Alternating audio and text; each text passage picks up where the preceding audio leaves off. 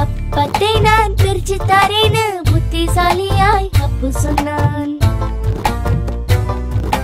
அப்பத்தை நான் பிரிச்சு தரேன்னு புத்திசாலியாய் அப்பு சொன்னான். அது கேட்ட உடனே பூனைகள் அப்பத்தை கொடுத்து விட்டன அப்புவிடமே.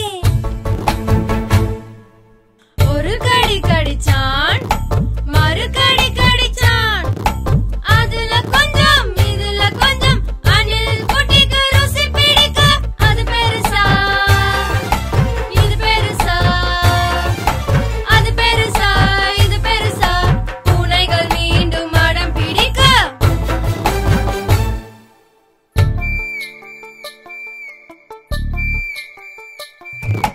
பெருசா கடிக்க, சிறுசா கடிக்க, பெருசா கடிக்க, சிறுசா கடிக்க, அணில் குட்டிக்கு ருசி பிடிக்க.